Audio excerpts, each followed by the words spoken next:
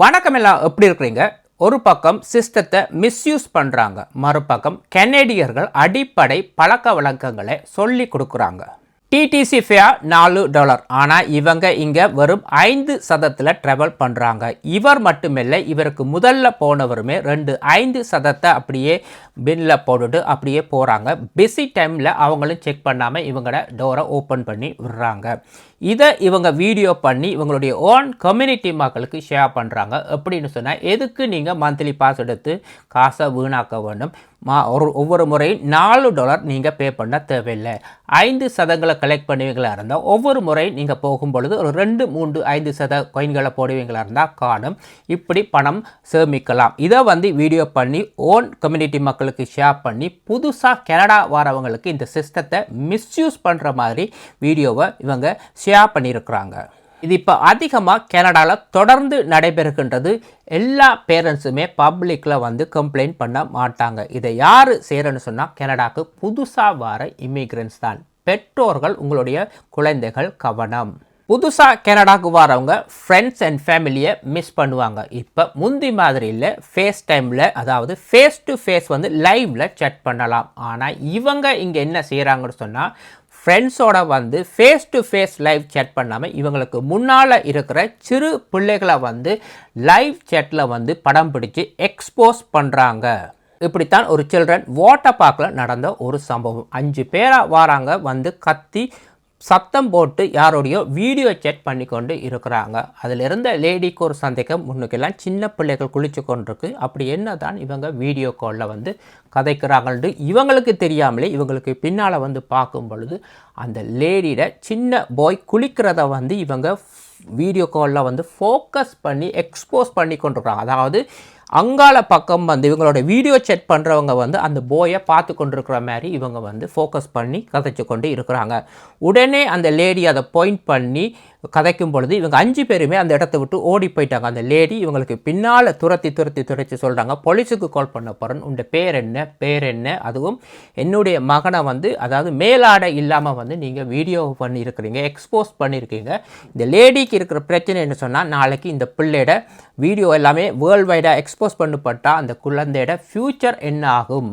To Pleasant Hill Park and they started recording my children and showing them on video time without permission. I asked them to stop and they didn't stop. What is your name, sir? What is your name? Started recording my children at the park while they were playing at the water park. My son has no shirt on. These guys started recording my children at the water park. செய்கிறத செய்துட்டு கடைசியாக சொரியும் சொல்கிறாங்க. அதாவது சின்ன பிள்ளை, அதுவும் ஒரு போயை வீடியோ காலில் ஃபோக்கஸ் பண்ணியிருக்கிறாங்க, எக்ஸ்போஸ் பண்ணியிருக்கிறாங்க. இவங்க தான் நாளைக்கு பிள்ளைகளுமே கடத்தி கொண்டு போகிறது.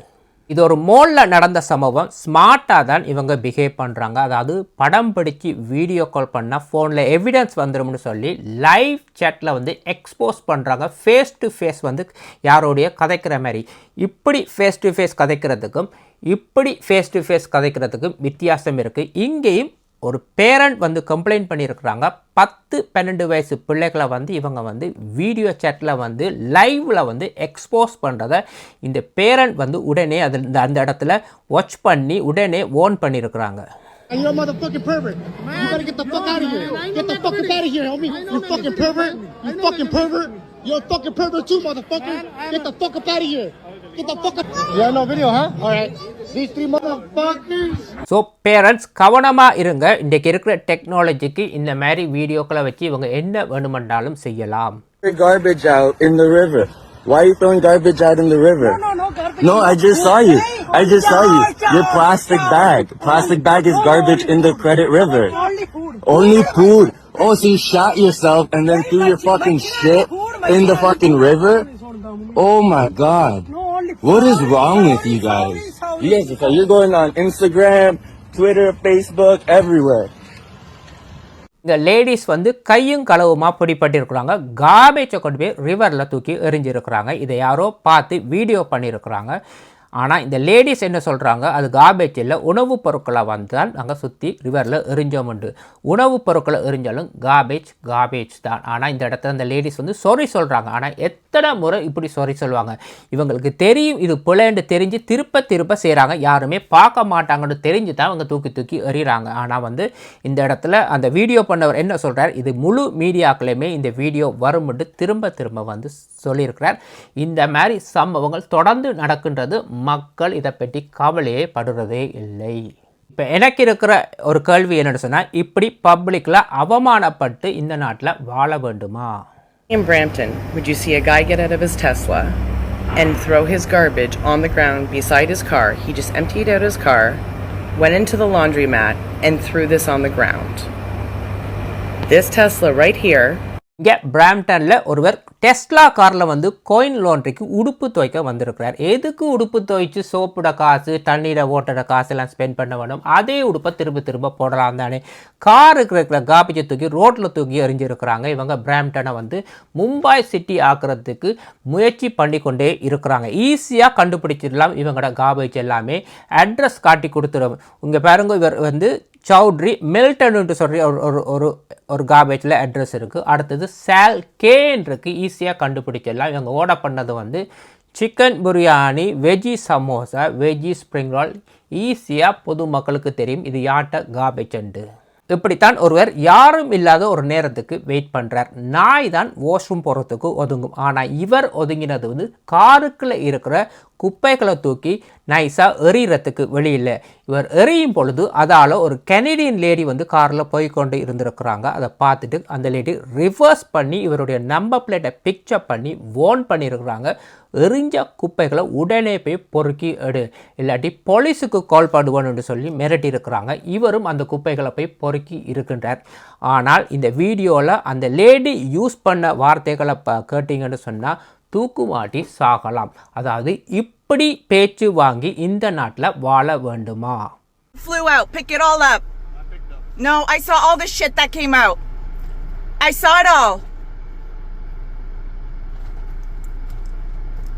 Go collect all the small things. I have your license plate. I have your license plate. No, you did not. Okay, so when the cops come to check, all that shit's gonna be gone?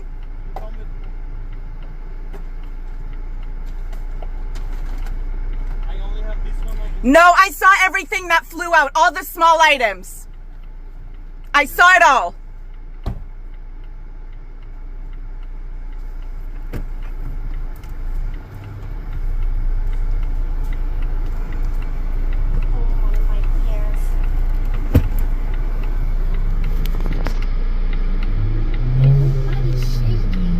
Good. Piece of shit. Yep. Let me see what's in there. Piece of shit.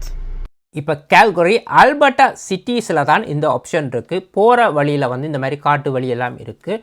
புதுசாக student விசாவில் வரவங்க, இல்லாட்டி work பெர்மிட்டில் வரவங்க, இல்லை 5 வருஷம் student விசாவில் இருந்து வேறு சிட்டிஸுக்கு மூவ் பண்ணுறவங்க ரூமில் ரெண்ட் பண்ணியிருப்பாங்க. பழைய ஃபர்னிச்சர்ஸை வாங்கியிருப்பாங்க. வெக்கேட் பண்ணி போகும் பொழுது இந்த ஃபர்னிச்சர்ஸ் எல்லாத்தையுமே நீங்கள் ரிமூவ் பண்ணி கொண்டு தான் போக வேண்டும். இந்த ஃபர்னிச்சர்ஸை வந்து டம்ப் பண்ணுறதுக்கு ஒரு இடம் இருக்குது. ஆனால் இவங்க என்ன செய்கிறாங்க, போகிற வழியில் எங்கேயாவது காட்டு வழியில் ஒரு பப்ளிக் பிளேஸில் பள்ளத்தாக்கில் கொண்டு போய் இந்த ஃபர்னிச்சர்ஸை தூக்கி எறிஞ்சிட்டு போகிறாங்க. 2 பேர் அதை எறிஞ்சோன்னே மிச்சம் இருக்கிறவங்க எல்லாருமே அதை பார்த்து காப்பி பண்ணி அவங்களும் தூக்கி எறிஞ்சிட்டு போகிறது தான் இந்த வீடியோவில் நீங்கள் பார்க்குறீங்க. இங்கே 2 ஃபாரின் இன்டர்நேஷ்னல் இந்தியன்ஸ்ன்னு சொன்னால் ஒரு சில தமிழர்களுக்கே இப்போ கோபம் வருது. ஃபாரின் இன்டர்நேஷ்னல்னு வச்சுக்கொள்வோம். இவங்க வந்து 2 சோஃபா செட்டை கொண்டு போய் ஒரு பப்ளிக் பிளேஸில் வந்து டம்ப் பண்ணுறாங்க. டம்ப் பண்ணிவிட்டு அந்த இடத்த விட்டு நைஸாக ஓட பார்க்குறாங்க. ஒரு கனேடியன் லேடி அதை வீடியோ பண்ணி அவங்கள்ட்ட போய் த்ரெட்டன் பண்ணுறாங்க. இந்த டம்ப் பண்ணின 2 சோஃபாவை நீங்கள் பிக்கப் பண்ணி டம்பிங் ஏரியாவில் போடாட்டி நான் சிட்டிக்கு கால் பண்ணி சொல்லுவேன், நீங்கள் $5,000 to $10,000 ஃபைன் பே பண்ண வேண்டி இருக்கும்னு சொல்லி அவங்க இவங்களுக்கு ஒரு பாடத்தை கற்றுக் கொடுக்குறாங்க. சரி, என்னோடவா போய் ஒரு ட்ரக்கை ரெண்ட் பண்ணுவோம். ட்ரக்கை ரெண்ட் பண்ணி நீங்கள் இந்த பள்ளத்தாக்கு, அதாவது ஒரு பள்ளத்தில் எரிஞ்ச அந்த 2 சோஃபாவையுமே நீங்களே ரிமூவ் பண்ணி கொண்டு போய் டம்பிங் ஏரியாவில் போடும் மட்டும் நான் உங்களை வாட்ச் பண்ணிக்கொண்டே இருப்பேன், வீடியோ பண்ணிக்கொண்டே இருப்பேன்னு சொல்லி வீடியோ பண்ணி இவங்களை டம்பிங் ஏரியாவில் கொண்டு போய் அதை டம்ப் பண்ணும் மட்டும் வீடியோ பண்ணிவிட்டு அப்படியே இவங்களை ரிலீஸ் பண்ணி விடுறாங்க. இது இவங்களுக்கு நடத்தின ஒரு பாடத்திட்டம், அடிப்படை பாடத்திட்டம், எப்படி இந்த நாட்டில் வாழ வேண்டும் என்று.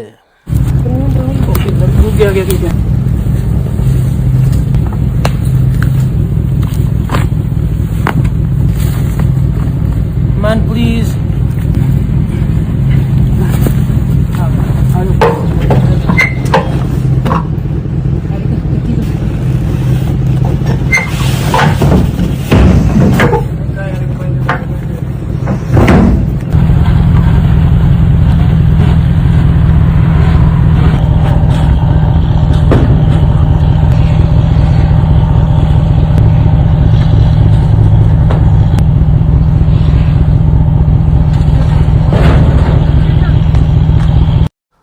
ஒரு நாடு குப்பையாக இருக்குன்னு சொன்னால் அது நாட்டோட பிழை அல்ல, அங்கே வாழ்கிற மக்களில் தான் பிழை. இங்கே இருக்கிற மக்கள் குப்பையை பொறுக்குன்னு சொல்கிற மாதிரி அந்த நாட்டிலே மக்கள் இருப்பாங்களா இருந்தால் அந்த நாடுமே சுத்தமாகத்தான் இருக்கும்.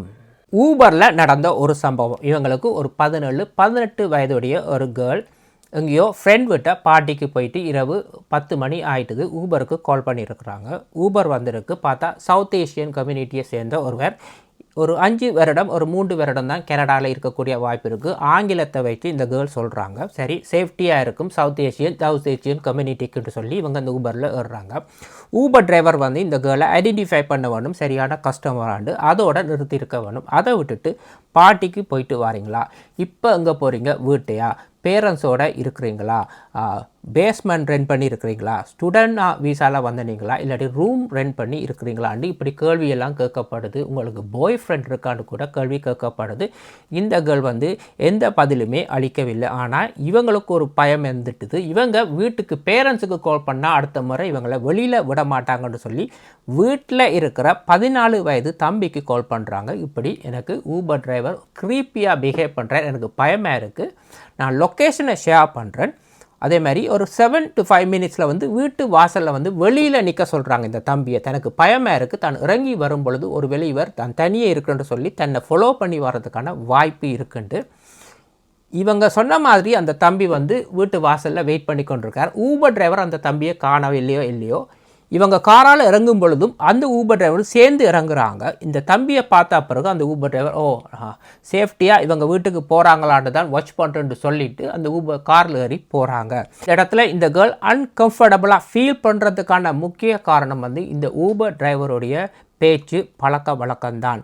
இங்கே என்ன பிரச்சனைண்டா இவங்களுக்கு பொது இடத்துல யாரோட எந்த நேரத்தில் எப்படி பேச வேணும்னு தெரியவே தெரியாது. ஸோ கவனமாக இருங்க. இன்னும் ஒரு வீடியோவில் சந்திக்கும் வரை நன்றி, வணக்கம்.